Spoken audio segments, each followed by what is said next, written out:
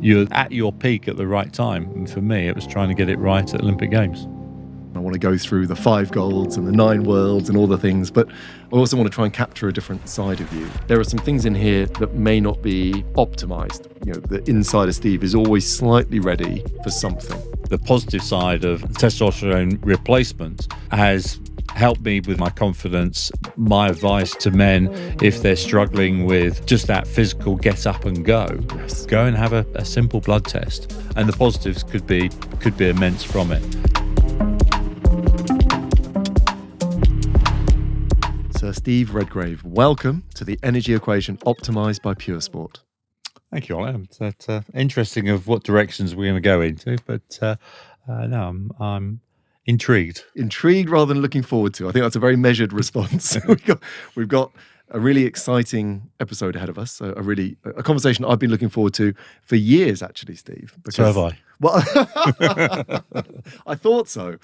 And, I've probably been looking forward to this since, I've followed your career from day dot, but an interesting fact I haven't told you yet. You're not old enough. I am old enough. I'll tell you what, at Sydney 2000, where you won your 5th consecutive Olympic gold in rowing, for those who don't know that, which would be hopefully nobody, I was at the finish line, actually, on my birthday. Okay. And you gave me one of my greatest birthday memories of all time. September the 23rd. Spot on. September 23rd, 2000, your 5th gold medal. And the euphoria, not just from me, but from a group of Brits in that crowd, was something I'll always remember. It was obviously a very, very special occasion. And the stories that you hear of people trying to be there. The rowing was about 45 minutes outside of Sydney, a place called Penrith. Yeah. And a lot of the British athletes from other sports wanted to be there for that moment. And some of the footage that I've seen back, you actually see some of the swimmers that are actually standing on the water side on the finishing line, or very close to the finishing line. And you knew that sort of history was being made in some way, but you're sort of locked over in your little bubble, concentrating on the routines and processes that you're doing, and of a little bit aware that something special is going on, but not to the degree it actually was. It was incredibly special. And I think the challenge sitting with you now is that I want to reminisce and I want to go through the 5 golds and the 9 worlds and all the things, but I also want to try and capture a different side of you, which is the man sitting here today and the things that keep you propped up. The old man sitting Not here. Not the old man. No, I feel I'm very old. Well, you're still very active. In fact, at the time we're recording this, you are, again, commencing dancing on ice. Yes, which is I've always definitely been not mad. a mistake. That's probably the maddest thing that I've ever done. Somebody that hasn't danced for 37 years at my wedding, since my wedding day, and can't skate. Putting them both together, what a stupid thing to do. But I've been enjoying the process. That is incredible. And actually, we are going to see you adapting to a new skill, taking your sporting mindset. Skills pushing it a bit. Yeah. I can't wait. I honestly cannot wait to see it. But I want to, again, capture, because at this stage of life, your age is in the public domain, but you're 62 as you sit here now, to go and acquire a new skill at that level is an incredible feat of energy, as I would see it. I've done lots of different things during my life, and I love winter sports, and I've done most of the winter sports. And one of them that I hadn't done was ice skating. I've done a little bit of short track before on a series called The Jump, yes. But we only spent a couple of days of doing it. And actually that was a hell of a lot easier of picking up the basics than it is of ice dance. Ice dance or ice skating figures, I would say, is the hardest thing I've ever done by a long way. Wow. Of all the different things that I've done. Wow.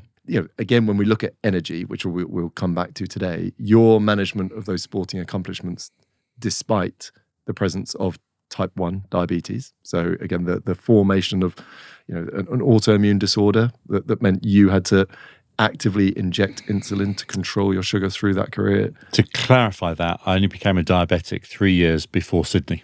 So I wasn't a diabetic all my life. It seems like I'm falling apart. But even in my rowing days, I had ulcerative colitis as a sufferer just before the Barcelona games. And when I was put onto the medication of that, I had diabetes symptoms for about 2-3 weeks. And I was told that later in life, it could come back. Yep. I wasn't expecting it to come back 3 years before the Sydney Games.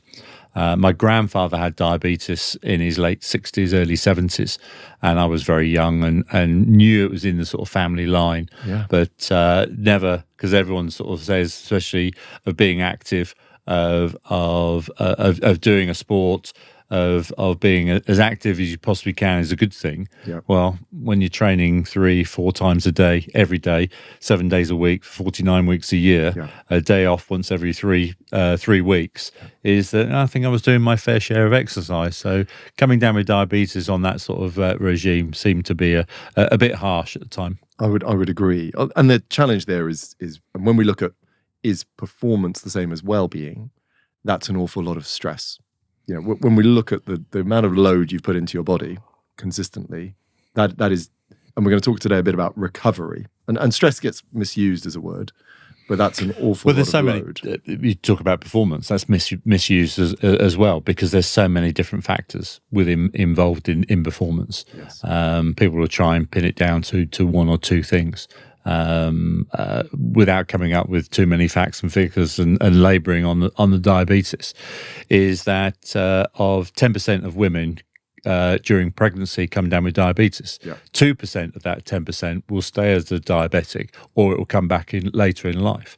And if you think of the stress that their body goes through in pregnancy, is that you can understand that sort of process when they talk about type 2 diabetes and people that are obese. It's obesity that's causing the diabetes. I'm non-scientific, but my theories on it is that because they're overweight, they're putting stress on their body, and that's bringing out the weak gene of diabetes that's causing the problems from that. So it's a lifestyle thing. It's a lifestyle. And again, everything is a bit of genes and a bit of lifestyle. The question is the ratio of those two things. But again, that will be a fascinating separate podcast. I've got to get you to energy. Otherwise, our listeners will be like, when's the energy discussion? But this all ties in, because glucose control is a key part of energy. Training volume's a key part of energy, accomplishment. And I think, I want to almost have two versions of you. I want you to think of your energy now, and let's think over the last 6 weeks, because you've had a pretty busy recent period. But last 6 weeks, rating your energy between 100, which is effervescent, everything you could ever need, and that's not just physical energy, Steve. That's also emotional energy, psychological energy. That greater sense of purpose. 0 is total absence of energy. Where is Steve now? This last few weeks. I would say relatively on the low side. Okay.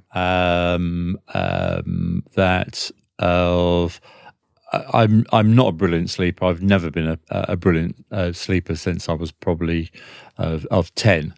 And a lot of athletes get really hung up about sleep. And my attitude is the body is pretty amazing. If it needs sleep, it will shut down and you'll take it. But you'll get certain athletes who say, I didn't get my 8 or 10 hours of sleep, I'm not going to perform. And then the mental side of that then takes over, not what they see as being a lack of sleep. My sport was high training.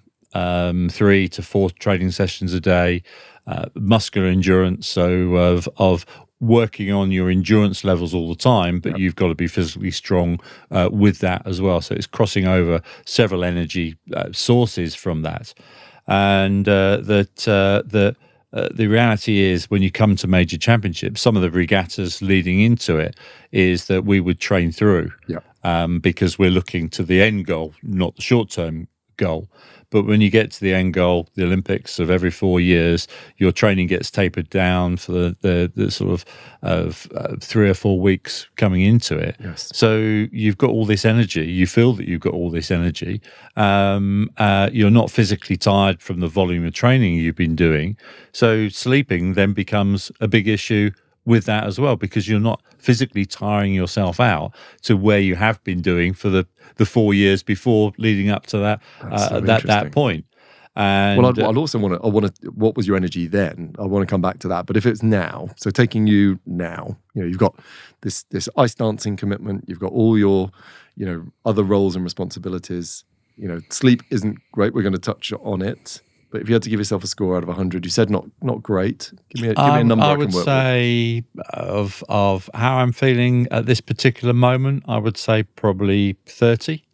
As an athlete, you almost spend all your time tired because you're pushing yourself to the limits. And if your sport, as mine was muscular endurance, is that if you're an explosive athlete, the more tapering down and the building up the energy for a clean and jerk, for instance, is that if you do any exercise leading into that, is that you're then draining the energy away from that. When you look at endurance athletes and you'll talk to marathon runners won't have a day off, or very rarely have a day off, because as soon as they are not training, their endurance levels quickly change and start disappearing. So you've got to tick over all the time. And so we're a crossover of two. You've got to have a reasonable amount of power, but it's mainly the endurance side of it. And so that if you missed a day, as I said a little bit earlier, that a day off every 3 weeks, and you're thinking, God, yes, no, I can't wait until that next day off, because mentally you need that release.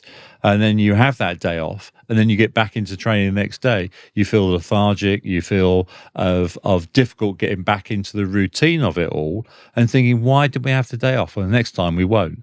And then 2 or 3 days into the next 3-week period, you think, God, when's the next day off? I can't wait until the next day off. So it is sort of moving around in all sorts of different circles to achieve what you want to achieve. And at the cost of energy, though. Yes and no. As you know, there people talk about overtraining syndrome. You can overtrain, and you can be fatigued coming into an event, but you've also got to break the body down to push up, to move to a higher level. And if you don't do that, you're never going to get to a higher level. So it is working in all sorts of different areas all the time to make sure that the end goal, for some people it may be selection to get to the major championships. For some people it may be getting into a final. For other people it's trying to win and pushing the boundaries back of that particular sport. And so that you've got to make sure that you're at your peak at the right time. And for me, it was trying to get it right at Olympic Games, which you did. Which we all benefited from. Thank you for doing it. But it's that's interesting about being tired all the time. I want to jump into your results, because you wore this funky monitor, and I need to give you some reward for that. In fact, I need to show you how you scored. I then want to again keep jumping back to what was required of you in achieving those 5 Olympic golds, and then different challenges you face, post career, and the energy of a man who's trying to learn a new skill in his 60s and juggle life. But I'll start with the score, because the monitor you wore is a monitor that it looked at the physiology of how often your body was ready for stress and how often it was ready to relax and recover. And it scores that. It scores the physiology of your sleep recovery. So it is going to look at your sleep and how that scores. Again, these will be out of 100. It scores your volume of physical activity. And you squeezed a couple of golf rounds in, which was very intelligent.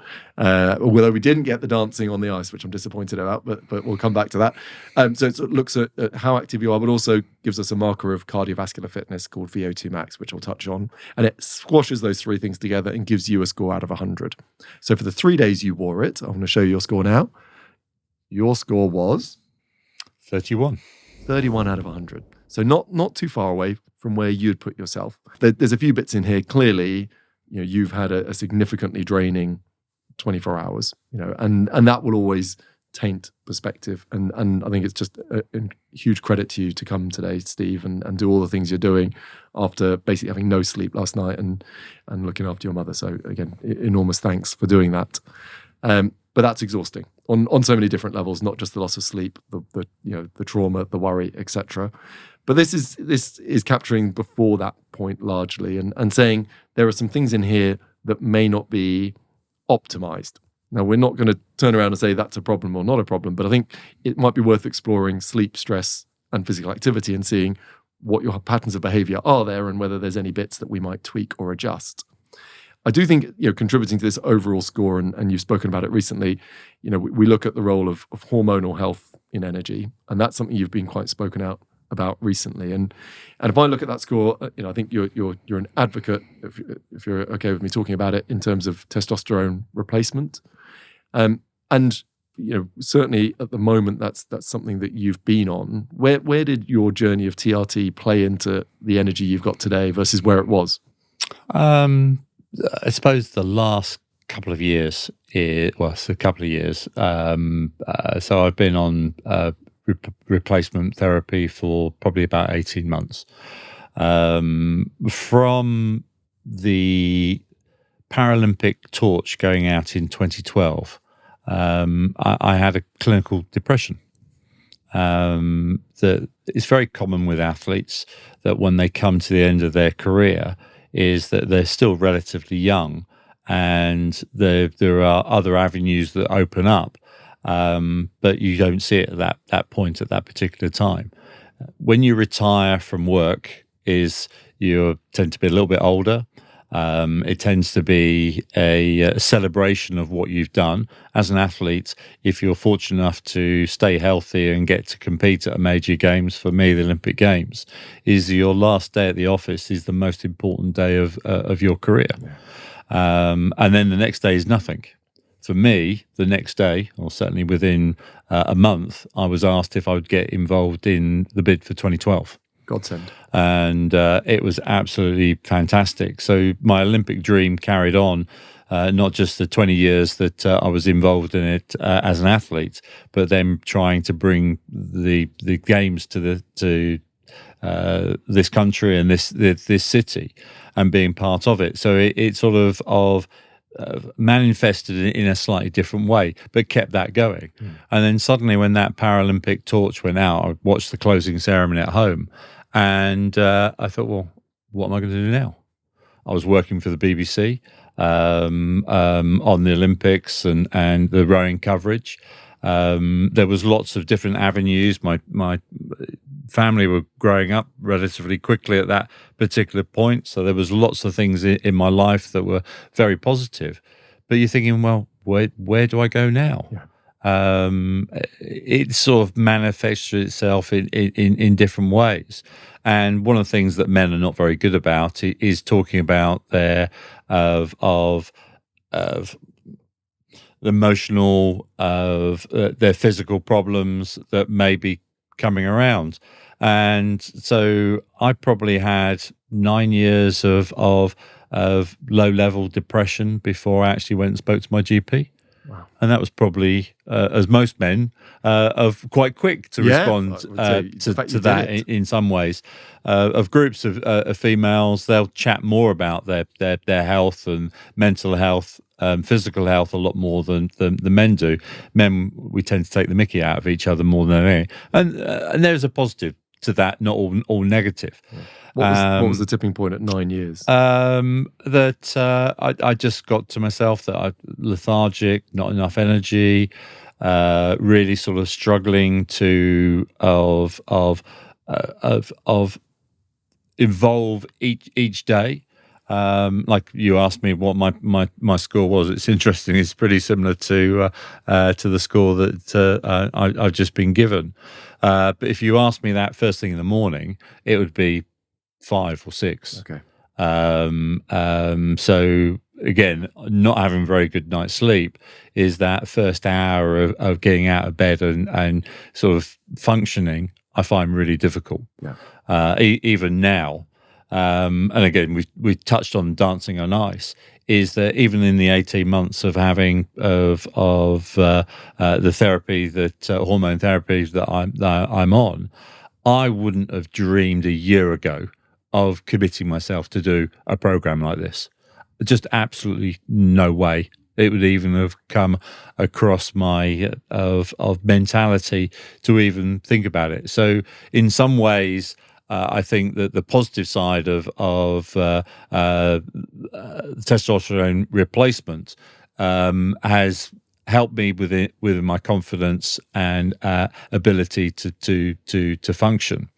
Now, the interesting side of that is that as an athlete, when you talk about testosterone, it's a banned substance. Yeah. And that I've had hundreds, if not thousands, of anti-doping tests throughout my career, and obviously never had a positive test. But you also then don't get to have told what your levels are over there. So I've got no idea of what my testosterone levels were as an athlete. I guessed, well, I know they're in the right regions, in normal, whatever that would be. Because I've been tested and have been tested regularly for the last 2 years, is that I've been on the lower spectrum of that. Was I always low? Or is it something that with age, and we know the aging process for men, testosterone does go down. But that is not an unusual, but I was at the lower extreme side of that. So that's where the testosterone replacement is. And it's a simple blood test. Yeah. So my advice to men, if they're struggling with energy, of mood changes, of just that physical get up and go, go and have a simple blood test. There's other things in the blood test that for aging male is a good thing to know about as well. So there's no harm from it at all, and the positives could be immense from it. So that would be my one thing of mentoring today, that the company I do a lot of work with is a company called Ted's Health. And it's a very simple process of doing it, and it's ruling things in or ruling things out. And if it's ruling things in, well, why not do it? If you're going to have a better lifestyle from it, then it's worth doing. I couldn't agree more. And I think when we look at energy, because of course there's this Venn diagram of crossover between depression, clinical depression, and low testosterone, in terms of they both correlate with lethargy, apathy, loss of brain fog. There's a real crossover, and that's not to say all clinical depressions are rooted in low testosterone, or those two things are linked, but it's a very logical thing, and lots of men don't understand about the andropause, this diminishing contribution of testosterone or production as we age. So to check it out is absolutely worthwhile. And I had a huge beaming smile across my face that that testosterone has turned into you get something. to say it's already mentioned that a 62 coming on to 63 is that of the last 10 years of thinking, well, is this the aging process? Is this what we feel like of getting old?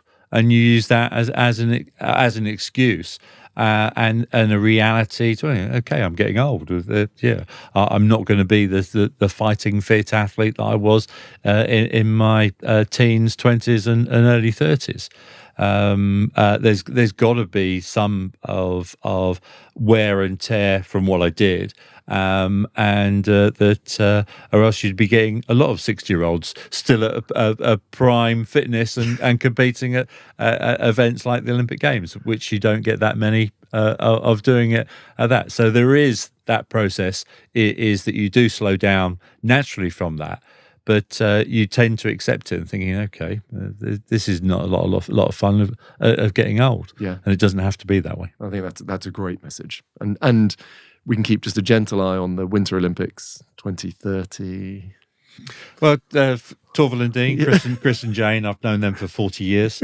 When they won their Olympic gold medal in Sarajevo, that's when the Winter Games used to be in the same year as the Summer Games. So I won my first Olympic gold medal in 84 as well, out in Los Angeles. So our paths have crossed all the way there. Now, again, the testosterone story I think is deeply relevant, and this new stage of life, having new pathways opened up, I think is a fabulous message for others. I want to start unpicking this 31 because we've got these three different components to it, and the one you've referenced and the one we're capturing here is sleep. I think it's certainly a surprise to me that in your peak career you weren't a great sleeper. And looking at the data here, I can see that hasn't necessarily resolved itself entirely. So to contribute to the 31 overall score, we get these three individual scores. Your sleep score is not going to set any world records. You've got a rather terrifying 3 out of 100 there. So that's the first 3 out of 100 ever. Where we are measuring sleep is a couple of things. So the biggest contributor to why it's a 3 out of 100 is the volume. So we've got this idea we're meant to have 7 to 9 hours, and most people need that to go through their sleep cycles. Have you ever tracked to see what your consistent sleep volume is, Steve? No, I haven't. Of wearing a smartwatch, and that you get sort of sleep scores from that, and actually it never comes down as low as I expected it to be. So this is really interesting because this is more of reality to what I feel it is. But it all then surprises me is as I said before, that sort of first couple of hours of the day when it's sort of getting up and getting going. But once I'm up and doing something, I feel I function okay. Yeah. I wouldn't say I function brilliantly, yes, but I function a hell of a lot better. And the 3 or 4 hours sleep I had last night of the situation that I was in with my mother, you would expect that to a degree, but I always surprised of how well I do function. So there's other factors that are involved than just the sleep as well. Enormously, and you will get energy from a multitude of different areas. I think when we have someone who doesn't sleep brilliantly, whose stress management isn't perfect, that doesn't mean they're not high performing. They're just gathering that energy from other sources. And I think, we will know, anyone who knows of you will know that your mindset has been a defining feature of your one aspect of your performance. You can find energy from other places, but if we can get you sleeping better, you won't have to work as hard to find it, I think would be the reality. What would be the general hours of sleep? What's your consistent pattern? Over the last decade or so is that and got myself into almost a bad routine in some ways. I was coaching out in China, and that was a pretty stressful existence, especially with COVID hitting, yeah, and being locked in the country or locked out of the country, which wasn't that good, and spending a lot of time on your own, of watching a lot of live TV from home in hours of 7 hours difference, yes, when you're supposed to be asleep, and so I've got myself into a pattern that I need of a distraction of noise going around to stop my brain overthinking things. That makes sense. And so that I will go to bed, I will sleep really well for an hour and a half, yeah, and then I'll wake up. Yes. And then I'll wake up and not disturbing my wife, I'll go downstairs, put the TV on, lay on the sofa, and then doze for the rest of the night, yeah, from there. How many hours would that be generally? Probably total of it's probably around 8 hours of bedtime, if yeah, that sort of is the right way of describing it. But some of that I'll be walking around the house. Yeah. That my eldest sister and my father used to suffer what we call achy leg syndrome. Yes. Is the sort of of why I get out of bed, because your legs are sort of not twitching, but you don't want to lay still. Yeah. And sort of twitching around in bed is not very good for your partner for that point of view. And some days, actually more the days I'm active, of more of the days that will be more of a factor. Yeah, which is relevant. Of restless restless leg syndrome. Yeah, which is a definable sleep disorder. And have you ever explored that with a traditional physician or a sleep specialist? I've tried to, and nobody's really being able to sort of pinpoint of anything that talk about to my diabetic specialist, and that they've given me some treatment to help that, but nothing's really helped enough to where it is. And obviously, being a diabetic for of nearly 30 years of now, is that when I do lie down, I get almost a slight numbness in my feet. Yeah. Of diabetics and circulation don't normally go together very well. Being a diabetic and a tall person, Yes, is even worse, a process within that as well. Just 3 years ago, a £10 supplement from Amazon stripped Team GB of an Olympic medal, and it could have actually been a lot worse. Imagine the scene. Just days before the men's 100-metre relay final, a British sprinter in search of convenience and trust turned to a seemingly harmless everyday supplement from Amazon. Little did he know, this entirely legal supplement was laced with a prohibited substance, capable of causing life-threatening conditions. This incident lays bare a critical truth, the sheer importance of knowing exactly what enters your body, even when it comes to everyday supplements. Enter Pure Sport, the supplements I use and trust. Just natural, effective, and informed sport certified.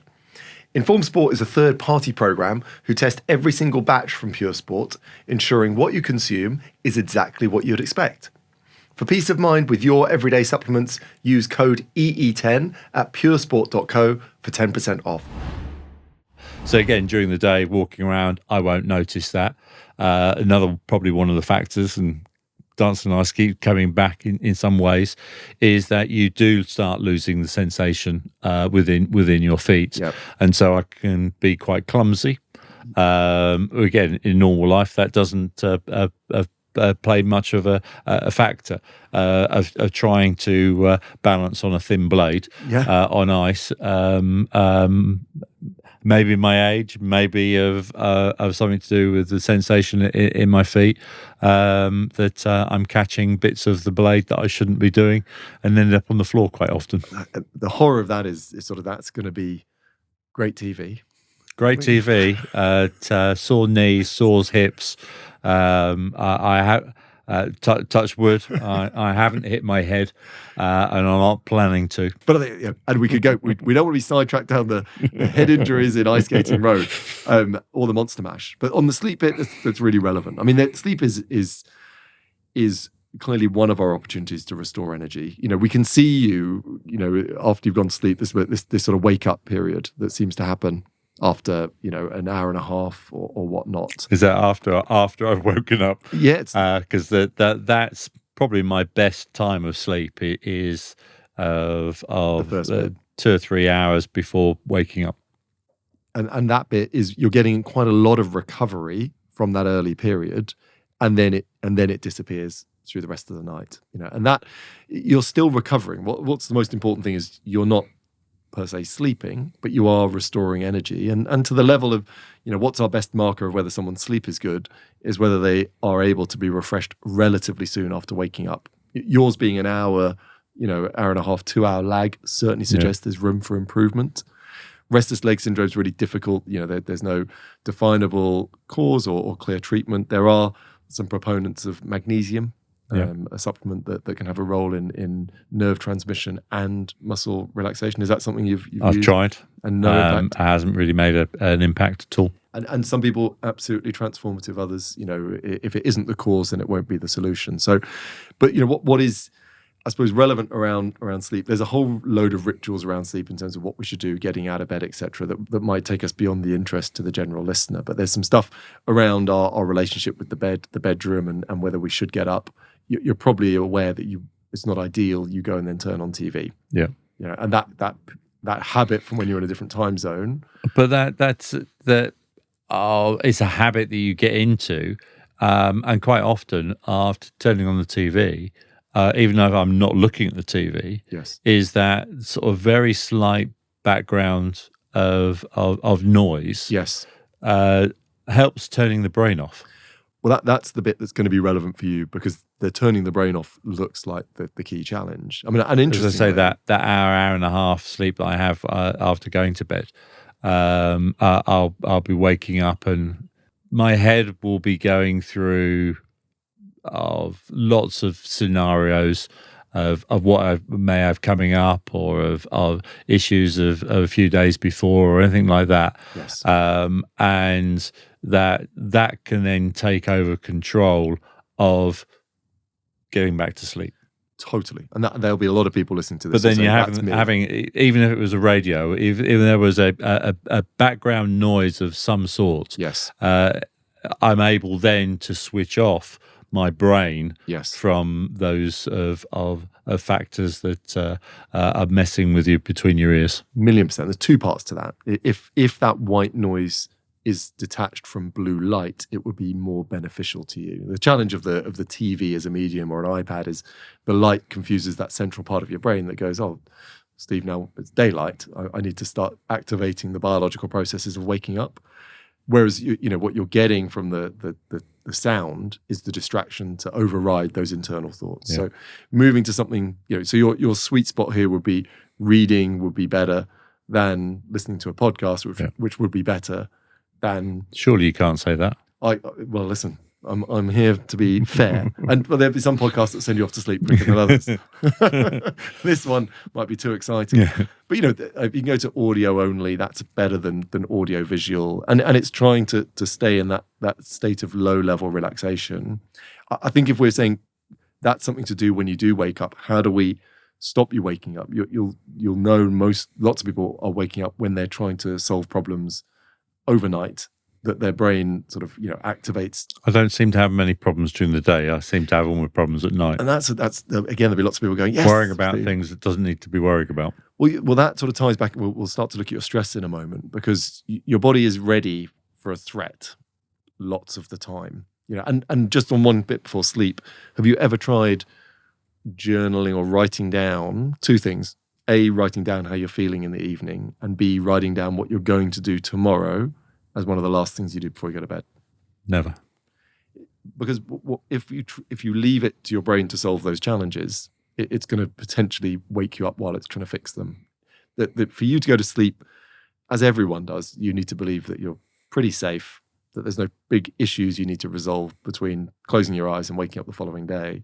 And both of those techniques have sort of, again, what's been brilliant about you is testosterone replacement therapies was not on most people's agenda. Now it is. Talking about our emotions, that's back on the agenda.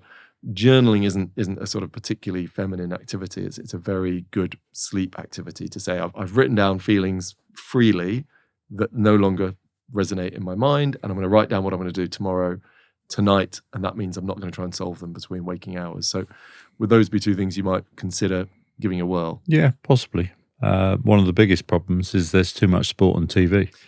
But there's 24-hour sport, but 24-hour stimulation, and that brings me then to the next point. So I want to link these two together. And I'm not quite as big a lover of sport as you, but I do love it.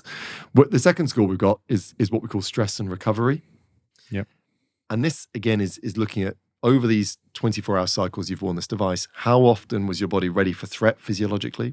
And how often was your body believing there was no threat and it could restore energy and stay calm? And your score in this one is 43 out of 100. So it's I think your strongest area. Nope, yeah. It's your second strongest area, physical activity. What we see with you is that during waking hours, you're pretty much switched on. So on this graph in front of us, where we see red, that means the inside of your body is alert, it's physiologically switched on, you're expending energy, you're ready to go. And from the moment you wake up until those early hours of the night, you are on, ready to go.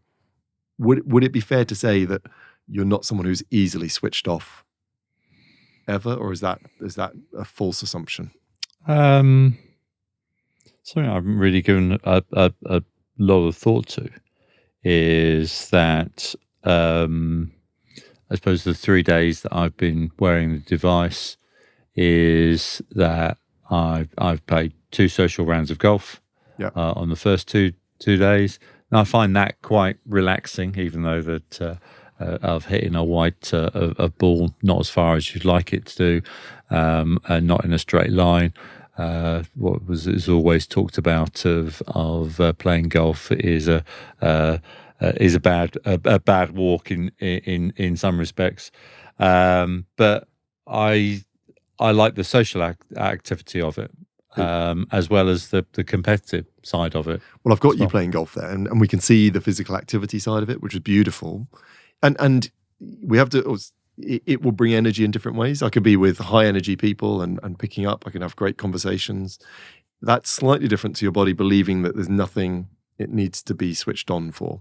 You know, the sort of activities that fall into this category get a bit of a rep. But, you know, this is the breathing, the calm, the meditating, the spa, the stillness. You know, a walk in nature probably would do it. But when you add the white ball and the stick and the frustrations, it sits on the edge. But we can see, you know, the green represents when your physiology is ready for recovery and restoring energy. And that stillness we don't see during the sort of waking hours across the day is captured. Yeah. And that is like, you know, the insider Steve is always slightly ready for something. And I suppose you can find distraction from being switched on through the pursuit of pastimes, sport, or social situations. Do you do anything that brings you to the still? Could you sit and read? Would you ever sit and listen to music? Would you ever pause? I haven't really for a long time of listening to music, and I'm not a big reader by any stretch of the imagination. There's quite a few routines in general life that I'm doing. Yeah, I do like TV quizzes. Yeah. But is that relaxation, or is that of testing your brain and mind? I'd probably depends how competitive you are. So if the quiz it also winds you shows up, what bad memory I've got, because I can watch reruns of all sorts of different shows and still get the questions wrong. That's a separate category, but so we can dive into that differently. But I think, if I would call those forms of focused distraction rather than restoration, and in many ways the data tells the story. So if I see someone doing a quiz and their physiology is green and they're restoring energy, that's great. With you, the 3 days I've measured, I don't see that. When we look back to your training volume, it was as you've mentioned, that hybrid of strength endurance means your training volume is unrelenting. You can't do the types of training other sports accommodate. Your rest periods would be far less than traditional sports or other pursuits might allow. I just sort of wonder whether some of the things that helped you get there from a sporting point of view might now be a slight challenge to your energy from this perspective. Yeah, for 25 years of doing a sport that is pretty full on, that you don't really have very much downtime within that. And I suppose then coming out of that, of the next 12 years of leading up to the 2012 Olympics, is that chasing around from home to London, around the country, of promoting of that process, and we were there. I probably do have a problem of letting go and chilling. And like I say, it can be your performance. My wife superpower. might say the difference. Well, She's saying I need to get something to be constructive to do something, but I probably don't have a lot of downtime. And that's downtime in your mind, So there's that case of you may not be, in her words, being enormously productive around the house, but you might be incredibly busy in your brain. I think because when we look at that pattern, you can get away with that, Steve, if you get great recovery during sleep, because your sleep is a little bit disrupted and challenged. Certainly if we're trying to move that idea of you're currently at a 30 out of 100, and we want that to improve, and the testosterone will be playing a key role. What's normal sort of levels? We'd like what's an average? Good question. So average is always relatively odd to capture, but we'd like you're somewhere in the 20s or less with your recovery over each 24-hour period, and I like that over 30%. So It's a little lower than ideal. It's not catastrophic. And actually, Okay. the period when you're sleeping and resting is restoring energy. Not optimally, but it's restoring enough. And I map your energy over a 3-day period actually here on the basis that over the 3 days you wore it, did you end up with less energy than you started? And when we look across that, you're not bad, actually. You're not bad. And that's largely been propped up by the quality of your physical activity, in the fact that you've got this low-level cardio, which has been predominantly the 2 golf sessions and general activity, which is a huge way of restoring energy. That's probably was your backbone back in your competing days, and is probably still your backbone today. I would imagine your energy levels run quite closely with your activity levels. Would that be a fair synopsis, or are those two things not linked? Yeah, I think they're pretty linked in some ways. And of course, that low intensity cardio is just the right type of cardio. I can think back of training sessions, and you're thinking, God, I'm really tired going into a session, and then once you get into it, that you probably achieve what you want to do, and sometimes more, and come out of it more of revived after you've done a hard activity. Yes, as my sport tends to be on a regular basis, of more alive at the end of it than now at the beginning of it. and there's an old phrase from, I think it was a Greek philosopher, that said the human machine is the only one that winds its own springs. In that sense of our activity creates the opportunity to combust more energy. And I think that will be playing a key part in this.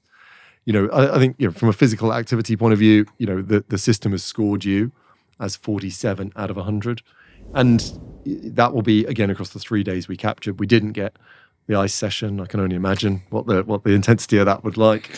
Physically, not a lot. Oh, interesting. I suppose I was hoping that with the 60 odd hours that I've done on the ice, when you see me on the ice, you probably won't think that I've done that much of skating.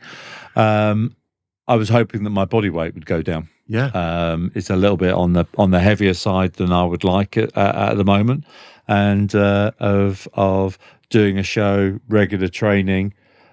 Physically, I haven't found it that difficult. It's the mental side of it. fascinating. Is that the trying to coordinate to do rowing is a very coordinated sport. Yeah. But it's a few movements that you're doing over and over and over again. Yeah.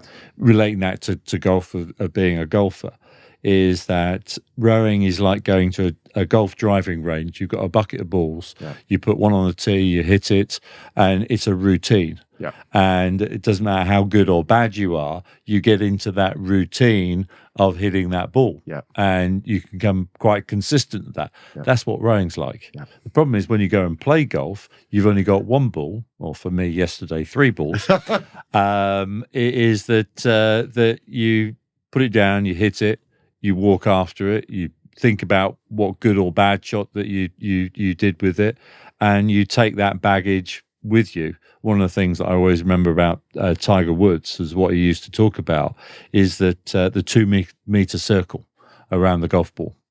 Don't think about what you're doing until you step into that circle. Wow. Then you make your decisions of what you're going to do. Yeah. And good, bad, or indifferent shot that you make Yes. is that expel that energy while you're in that circle, but as soon as you walk out, then your mind goes on to something different. And that's then the challenge on the ice. That again, it's all the things that haven't happened that are exhausting. But it's trying to coordinate of movements with your mind. The relatively simple movements, but it's a routine that you're not used to doing. Yes. The same with people that you teach a row. Yeah. That their skill level isn't high enough to tire them out physically, but they come off the water exhausted because of the mental stress that they're putting into it. And that's what I've got with skating at the moment. Fascinating. Is that I'm mentally exhausted from it, certainly not physically. And that ties into the parameter we get out of this. We get a marker of your cardiorespiratory fitness called VO2 max, which is something that would have been, again, tested. I think you tested it as part of the performance center through the Olympics. And, Yep. and isn't a performance indicator in rowing per se, because it's a cardiovascular exercise. Well, it is to a degree. Is that of surveys that have done is that athletes that have high VO2 max tend to win the medals. Oh, now that's interesting. In rowing? Yeah. Okay. But that, as I understand it, of not being a scientist and a specialist in this area, there's very little you can do to expand your VO2 max. It's something you can develop slightly, yes, but it's something you've got or you haven't got. So I think that it draws back to lung capacity, because that was definitely so. I think your good pal Matthew Pinson had the largest recorded spirometry, I think, ever at one point, the largest lungs, which is the volume of oxygen you can breathe in. VO2 max is the volume of oxygen you can consume per kilogram. And it would absolutely correlate with performance. Whether it would correlate with medals, that I will dig into that, because it'd be amazing. Well, having a former East German coach is that of his accent when he first came over wasn't brilliant, and that of knowing that Matthew's got very big lungs, it sounded like that of Jürgen said he was hung like a horse. It wasn't. It was actually lungs of a horse, which is obviously a very different meaning. But we've laughed about it ever since. But of when I was tested back in the 80s, when these type of things were being done, it was actually a guy called Tor Nielsen, who was a Scandinavian who coached Norway double to winning an Olympic gold medal. The Hansen brothers were absolutely amazingly incredible. One of them went on for a very, very long career, and they were both of borderline cross country Norwegian ski teams. No, who have the highest recorded of being at that sort of level, and so having that sort of VO2 uptake from that is another sport that benefits from that. But one of the things that I always came out very high on was actually the volume of air that went through my lungs. Yes. In that, so that my VO2 was still pretty high, seven liters of plus, where I think Matthew was sort of mid sevens of plus, but I would have more oxygen going through my lungs than anybody else. Very recorded at that time. We need to get our hands on that data, and I think it's out there somewhere. Well, I'm gonna find it. I should have dug it before this. And I think that those two things that intertwine. So lung capacity is the size of your lungs. Rowers are historically, alongside swimmers, those with the biggest lungs, and there's partly a selection criteria. Those people end up doing that sport. That sport enhances it. But your point there, it's quite fixed. You can't build bigger lungs. You can build bigger efficiency around them.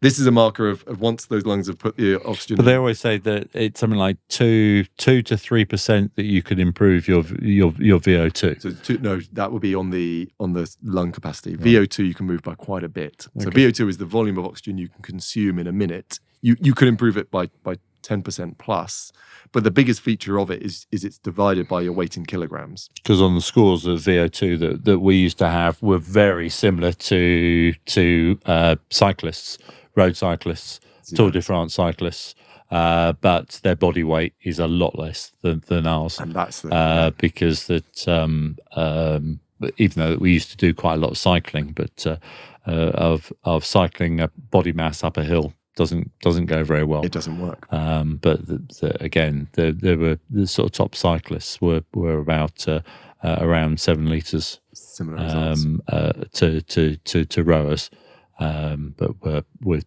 probably 30-40 kilos less weight. Well, that is absolutely right. And so when we look at your VO2 max, which we've measured through an indirect methodology, so not with the mask on the face, not with the exertion, we end up with your amount of oxygen available per kilogram, which is a result that we're interested in, not so much from a performance point of view, but now from a preventative health perspective, from an energy point of view. And your VO2 is solid, it's 29.5. Now that's milliliters per kilogram per minute. So we're separating from the absolute volume down to the minutiae.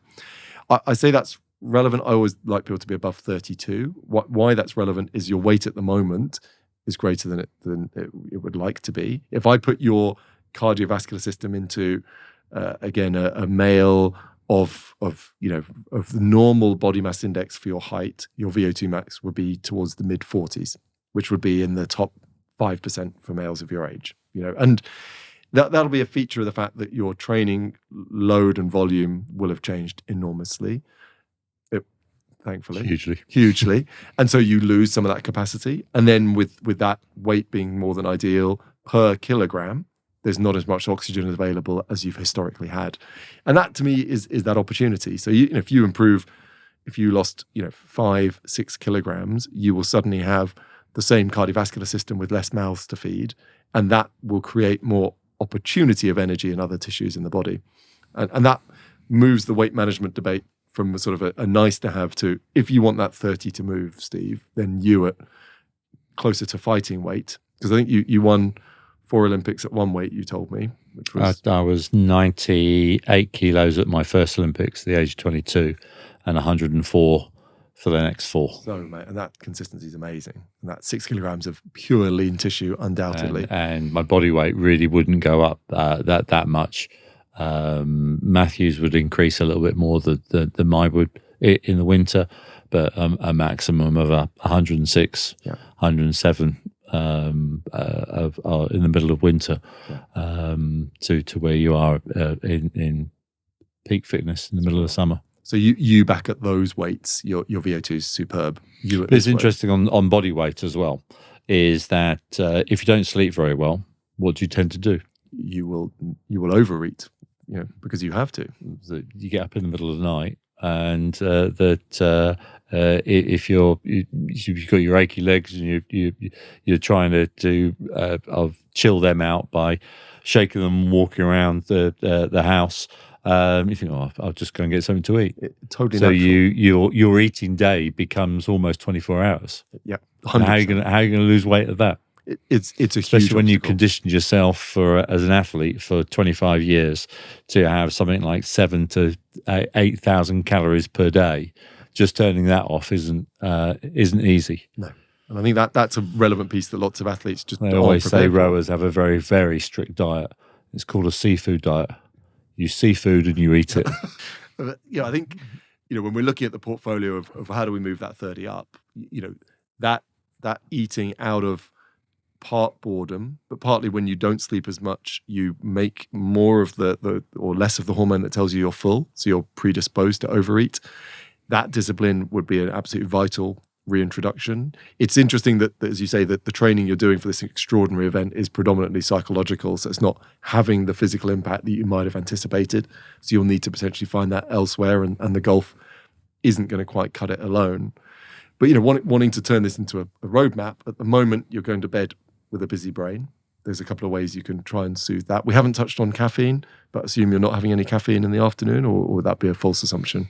I probably do have caffeine in the afternoons, okay. Not as much, but it caffeine. It's difficult. So when you say a bad sleeper, then arguing the other way that I tend to have, when I'm at home, 2 coffees a day, and they'll probably be in the morning than the afternoon. Okay. But if I go out for a meal, I don't have where everyone says, I've got a decaf, I've got to have this. It doesn't make it any better or any worse. No. And if it's once in a while, that doesn't. So on this data here, that's worthwhile. Just bearing in mind that's an obvious win. But I think if we were saying, Steve, version 3.0. We've got the testosterone, which is brilliant. We've got this renewed, pursuit of difficult challenges, which is just the best thing imaginable. If we can get you clearing your mental inbox before you go to bed with a couple of techniques, that would be brilliant. If when you do wake up, it could be less visual, more audio, and restful and calm, that will just give a couple of percent more recovery. If we can find spaces for calm in the day, that would be brilliant. And if we can control those calories and keep that movement level to get weight down 5-6 kilograms, you'll have more energy in everything that you do. And those are probably relatively accessible steps to start moving that number. Yeah, that'd be good. Good to do. Really good. And you know, from my perspective, Steve, you know, you're a, you know, for many of us, you know, the sporting icon. You know, what you did in terms of combusting energy, what, you know, can't be repeated. We're now fascinated watching you in this next stage, taking energy and transferring it into new projects and new excitements. And there's no reason why you can't, you know, continue to improve in these areas in the same way that you've taken that approach to your sporting career. And I hope there's something in there that's going to prove useful to you. No, I think there is.